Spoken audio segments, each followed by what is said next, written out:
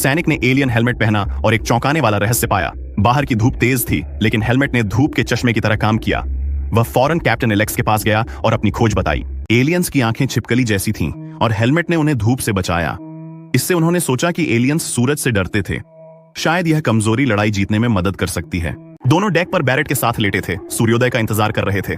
जल्द ही दुश्मन का जहाज आ गया, जैसा उन्होंने सोचा था। पहली धूप पड़ते ही जहाज ने तेज चमक दी। उन्होंने तुरंत गोली चलाई।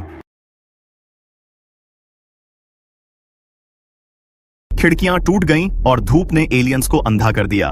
उसे रोशन करो। यूएसएस जॉन पॉल जोन्स ने अपने हथियार दाग दिए। मिसाइल एलियंस तक पहुंच गई, इससे पहले कि वे फिर से देख सकें। उन्होंने विदेशी जहाज को फटते देखा और पहले से ज्यादा उत्साहित हो गए।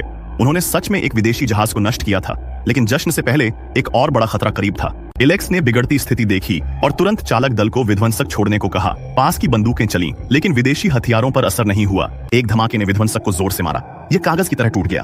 चालक दल बचने के लिए समुद्र में कूद गया। जल्द ही विध्वंसक डूब गया। अधिकतर जीवित थे, पर उनके पास हथियार नहीं थे। तब एलेक्स ने पास के पुराने युद्धपोत मिसौरी की ओर देखा, लेकिन एक समस्या थी। जहाज 70 साल पुराना था और किसी को इसे चालू करना नहीं आता था। जब वे चिंतित थे, कुछ बुजुर्ग उनकी ओर आए। वे मिसौरी के पुराने चालक दल के सदस्य थे। तुम्हें क्या चाहिए बेटे? धनुष को बोर करना है? उनकी मदद से मिसौरी धीरे धीरे चालू हुआ। जंजीरें गिरते ही पुराना युद्धपोत समुद्र में गया और अग्रिम पंक्ति की ओर बढ़ा। वे ओहू के पास पहुंचे, लेकिन दुश्मन ने जल्दी देख लिया। विदेशी जहाज पानी से ऊपर आया और मिसाइलें तैयार की। एलेक्स ने बंदूकों को दाईं ओर घुमाने को कहा। कोई नहीं समझा कि वह क्या कर रहा था। फिर उसने पूरी गति से बाईं ओर मुड़ने का आदेश दिया। एलियंस ने तुरंत प्रतिक्रिया दी और मिसौरी की ओर मुड़े। मिसाइलें दागने को तैयार थे। तभी एलेक्स ने लंगर डालने का आदेश दिया। दुश्मन की गोलीबारी करीब आ रही थी। हम मरने वाले हैं, आज नहीं।